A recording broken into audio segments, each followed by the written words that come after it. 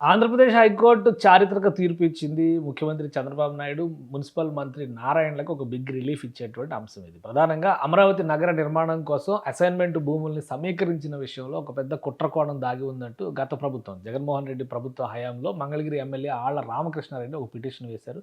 దానిపైన final judgement ఇచ్చింది.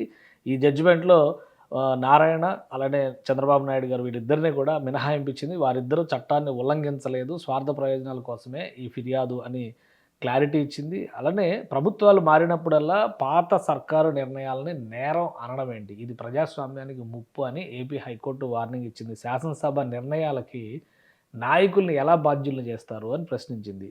Assigned జీవోతో నష్టపోయామని ఒక్క గ్రామస్తుడు కూడా కంప్లైంట్ ఇవ్వలేదు. సిఐడి కేసును కొట్టేస్తూ హైకోర్టు ఈ తీర్పుని ఇచ్చింది. సిఐడి ఎంక్వైరీ వేశారు అప్పట్లో దానిపైన అనమాట.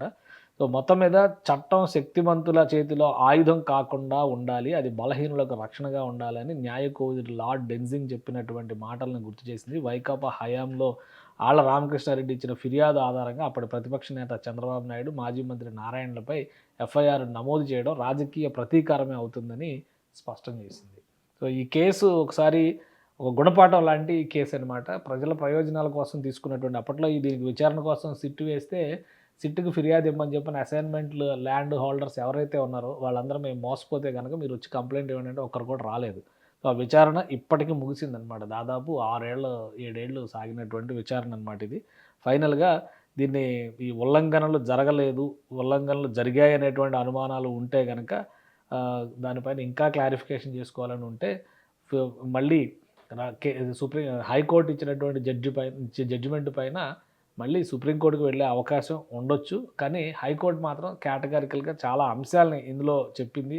తమిళ కవి తిరువళ్ళువర్ చెప్పిన రాజకీయ శాస్త్ర సారాంశం అందరిని రక్షించడమే, కానీ రాజనీతికి ధర్మం అనేది చాలా ముఖ్యమైనటువంటి అంశం అని చెప్పని ఇలాంటి కొటేషన్స్ చాలా ఉపయోగించి మరి ఈ జడ్జిమెంట్ ఇచ్చారు, క్లియర్ జడ్జిమెంట్.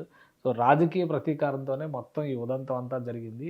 ప్రభుత్వాలు మారినప్పుడల్లా ఇలాంటివి చేస్తే కనుక ప్రజాస్వామ్యానికే నష్టం. ఎందుకంటే రాజకీయ పార్టీలు వేరు, ప్రభుత్వాలు వేరు. ప్రభుత్వంలోకి వచ్చిన తర్వాత అన్ని పార్టీలని, ప్రజల్ని ఒకటిగా చూడాల్సినటువంటి అవసరం ఉంటుంది.